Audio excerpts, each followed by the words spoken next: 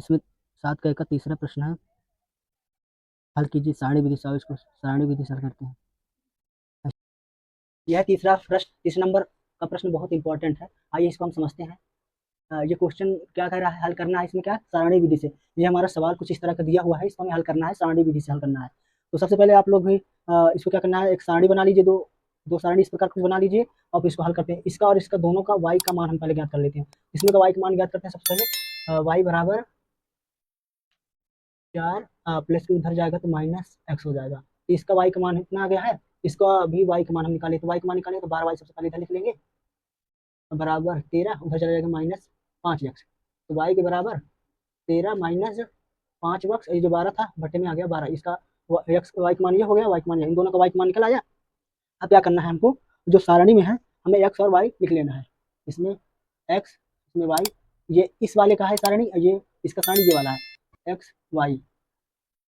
अब इसमें करना क्या है, वाई के बराबर 4 माइनस एक्स है। तो सबसे पहले इसमें ध्यान दो दोस्तों कि जो सारणी में एक्स और वाई जो खाने बनाए हुए हैं, इसमें इसमें क्या जो भरेंगे हम, उसका भरने का जो मेन कारण इस प्रकार से है कि जैसे हमारा वाई के बराबर 4 माइनस एक्स है, तो हम एक्स का मान क्या रखें, यक्स का मान क्या रखें कि इस 4 से हल करने पर y का मान आ जाए। जैसे कि हम यहाँ पर बता दें, जैसे हमारा y के बराबर 4 माइनस एक्स है, हमने क्या किया, जीरो, यक्स का मान अगर जीरो हमने रख दिया, एक्स का मान जीरो हमने अगर रख दिया, ठीक है, जीरो, तो हमारा y का मान इसमें क्या आया, केवल 4 आ गया है।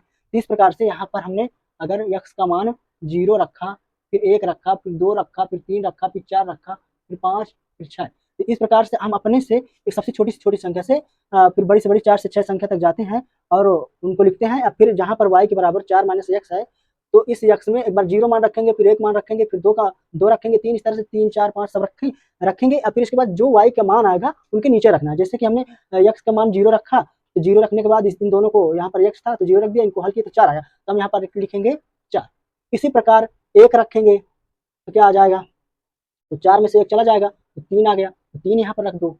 इसी प्रकार हम क्या करेंगे, 2 रखेंगे यहाँ पर, तो 4 में से 2 गया हमारा, 4 में से 2 गया, कितना बचा हमारा, 2 आया, तो 2 यहाँ पर रख दो।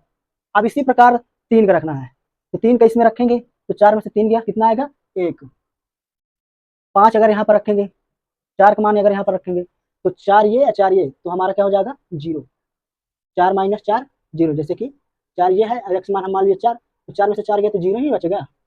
तो इस प्रकार से y का मान हमारा जीरो आया, तो 4 के नीचे y का मान हमारा जीरो हो गया। अब यहाँ पर हम 5 रखेंगे, तो 5 बड़ा है तो उसका चिन्ह आ जाएगा, तो 5 में से 4 गया तो -1, तो यहाँ पर x बराबर 5 रखने पर y का मान -1 आता है। अब -1 लिख दिया गया है। अब x का मान अगर हम 6 रखते हैं, यहाँ पर 6, तो 6 में से 2 4 गया तो माइनस कितना है हमारा, 2, यहाँ पर हम लिखेंगे माइनस के 2। यार हाँ, तो बच्चों देखो, जिस प्रकार हमने इसको हल करके उस सारणी को पूरा भर दिया है ना, उसी तरह इसमें भी जो y का मान दिया गया है, इसमें भी हमें क्या करना है, जहां जहां x है वहां पर हम जीरो से सबसे छोटी से छोटी संख्या को रखेंगे। जैसे कि हम क्या करते हैं, जैसे हम 0 1 2 3 4 5 6, हम सबसे छोटी छोटी संख्या का मान रख करके हल करते हैं, फिर y का जो भी मान आता है हम उसके खाने में लिखते हैं। तो y के बराबर हमारा जैसे 13 है -5, हम मान लिया जीरो, x का मान जीरो मान लिया, तो हमारे जीरो हो गया बटे के 12। तब इसको अगर हम हल करेंगे तो हमारा क्या आ जाएगा, यहाँ पर 5 शून्य तो शून्य हो ही जाएगा, तो हमारा ऊपर का हमारा 13 बचेगा, तो 13 बटे क्या बचेगा, 12, तो हम यहाँ पर लिखेंगे 13 के बटे 12।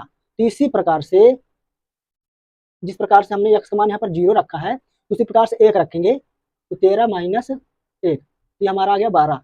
तो 5 एकम 5 हो जाएगा, 5 एकम 5, और 13 में से 5 गया तो कितना बचेगा, 8, तो 8 बटे 12 हो जाएगा। जब 8 बटे 12 हो जाएगा तो चाहो तो इसको काट सकते हो, नहीं तो 8 बटे 12 लिख दो चुपचाप, 8 बटे 12। इसी प्रकार से एक, जिस प्रकार जीरो मान रखे हैं, एक्स में 1 रखे हैं, उसी तरह 2 का भी मान रखो, 2 का रखो, 3 का रखो, 4 का रखो, 5 का रखो, जब तक रखना है कि जब तक इन खाने में से कोई एक मैच ना हो जाए। जैसे कि जीरो यक्स का है, वाई 4, इसमें भी यक्स का कहीं जीरो हो तो नीचे 4 आ जाए तब तक। तो आओ हल करते हैं, देखिए कहाँ मैच होता है। अगर मैच हो जाता है तो वहीं से ये सवाल संतुष्ट होकर उसका आंसर आ जाएगा। तो चलिए, हमारा एक का हो गया, अब 2 रख देते हैं। यहाँ पर हम क्या करते हैं, 2 बटे 12, 5 दूना 10, 13 में से 10 गया, 3 बटे 12 आया, 3 बटे 12 यहाँ पर लिख दो।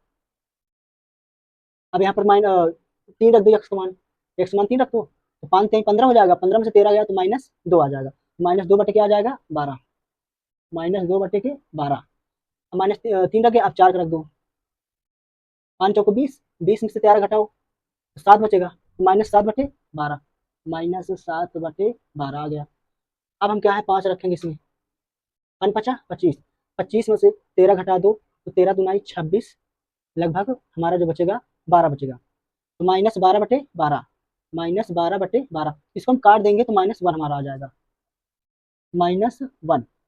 अब देखिए इसमें एक बार अब 6 रख देते हैं इसमें, 6 पंचे 30, और 30 में से 13 घटा देते हैं तो हमारा 17 बचता है, तो 17/12 हो जाएगा। अब दोनों सारणी में हमें चेक करना है कि एक्स का मान और वाई का मान कहाँ पर बराबर मिलता है। एक्स और वाई का मान कॉमन क्या है, इसमें देखते हैं कहाँ पर कॉमन है। हाँ तो बच्चों इसमें देखिए, एक्स का जो मान और वाई का मान, इस वाली सारणी का और इस वाले सारणी का एक्स और वाई का मान दोनों में जब कॉमन हो जाए तो वहीं पर संतुष्ट हो जाता है सवाल सारणी विधि के द्वारा। तो उनका जो मान होता है एक्स का मान और वाई का मान, जैसे कि एक्स में 5 है और वाई में -1 है, इसमें भी एक्स में 5 है और वाई में -1 है, तो दोनों में जब कॉमन मिल जाता है तो एक्स का मान जो होता है उसको लिख देते हैं, वाई का मान जो होता है उसको लिख देते हैं। तो यही हमारा आंसर है, एक्स बराबर 5 और वाई बराबर -1। जब भी इस प्रकार का कोई सवाल हल करना होता है सारणी विधि से, तो जब भी इस प्रकार का कोई भी सवाल आ जाता है सारणी बनाना है तो तुम्हें क्या करना है, 0 1 2 3 एक्स का मान रखकर चेक करना होता है। इधर से उधर नहीं रखना, जैसे 1 है, 2 है, फिर 5 है, फिर 7 है, फिर 8 है, तो सीरियल से रखोगे ना 0 1 2 3 तो आंसर बहुत अच्छे तरीके से निकल आएगा जल्द से, पता भी अच्छे तरीके से हो जाएगा। ये इसका रहा आंसर। अगला देखते हैं क्वेश्चन क्या कहलाता है। हाँ तो प्यारे बच्चों इसको देखिए, तीसरे प्रश्न का दूसरा क्वेश्चन, पहला क्वेश्चन हो चुका है, तीसरा का जो दूसरा क्वेश्चन है इसको भी सारणी विधि से हल करना है। देखिए कुछ इस प्रकार का प्रश्न है, तो इसको पक्षांतर कर लेते हैं वाई के मान के पद से, वाई के मान के हिसाब से इसको भी अलग कर लेते हैं। तो इधर आ जाएगा तो माइनस में, उधर जाएगा तब भी ये माइनस में हो जाएगा। तो जब दोनों माइनस कट जाएंगे तो वाई के बराबर 5 कुछ इस तरह से आ जाएगा हमारा वाई का मान। इसमें का वाई का मान ये हो गया, तो इधर का भी वाई का मान निकाल लेते हैं। तो वाई के बराबर 7, 2x उधर जाएगा तो -2x आ जाएगा, तो वाई का मान हमारा ये हो गया। अब इस प्रकार से ना दो साड़ी आपको बना लेना है जिस पर हम मान निकाल कर लिख सकते हैं। सबसे पहले इसमें क्या करते हैं, हम 0 से मानना शुरू करते हैं एक्स वाले को। जिस तरह से पहले वाले प्रश्न हम बताए थे कि एक्स का मान कुछ भी अगर हम मान कर हल करते हैं तो जितना भी वाई का मान आता है उसके नीचे जस्ट वाई का मान रखते हैं। इसमें अगर मान लीजिए वाई के बराबर 5 एक्स हमारा ये है, तो एक्स की जगह पर 0 अगर रख दिया जाएगा तो 5 0 0, तो हमारा 0 0 आ जाएगा। अगर वहीं पर हम एक्स मान 1 रखेंगे तो 5 1 कम 5 हो जाएगा। तो एक्स का मान 1 रखेंगे तो नीचे कितना आ जाएगा, 5 आ जाएगा। और 2 रखेंगे तो एक्स का मान तो 5 दुनाई, अगर 2 रखेंगे तो कितना आ जाएगा, 10 आ जाएगा। इस प्रकार से ये वाला आ गया है। लगभग इसमें 0 1 2 में ही बहुत बड़ा आंसर आने लगा है, तो इससे ज़्यादा नहीं जा सकते हैं। अब ये वाले में देखते हैं, इसमें भी 0 रख देते हैं, 7 -2x, एक्स का मान हम 0 मान लेते हैं, तो वाई का आंसर क्या आ जाएगा मान।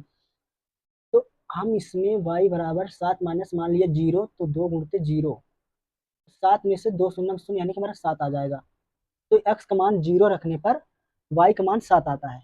अब 1 रख देते हैं, अब 1 रखेंगे एक्स का मान तो 2 1 कम 2 हो जाएगा, और 7 में से 2 गया तो 5 आ जाएगा, फिर 5 आ गया। अब इसमें हम क्या करते हैं, 2 रख देते हैं मान, तो 2 दूनी 4, और 7 में से 4 गया कितना बचता है हमारा, 3 बचता है। तो 2 रखने पर वाई का मान हमारा 3 आता है। तो अब इसमें देखते हैं दोनों में कामा क्या है। दोनों में सबसे पहले देखते हैं कि कामा आया कि नहीं कुछ। तो हमारा जो इसमें का कामा आया है, एक एक्स का मान 1 और वाई का 5, इन दोनों में यही कामा मिला हमको, ये वाला एक्स का मान 1 और वाई का मान 5, इसमें भी एक्स का मान 1 वाई का मान 5। तो हमारा एक्स के बराबर जो हुआ 1 और वाई के बराबर 5, हमारा यही आंसर है। यही से हमारा सवाल संतुष्ट होता है कि जब भी दोनों सारणी का कोई भी कॉमन एक्स और वाई होता है, वही एक्स और वाई का मान होता है। जिस प्रकार से एक्स का मान 1 है, वाई का मान 5 है, इसमें भी एक्स का मान 1 है, इसमें भी वाई का मान 5 है, तो ये 1 और 5 दोनों का कामा हो गया, कहने का मतलब एक्स और वाई का मान कंफर्म हो जाता है यहाँ से, एक्स बराबर 1 वाई बराबर 5। ये दूसरे सवाल का आंसर है ये।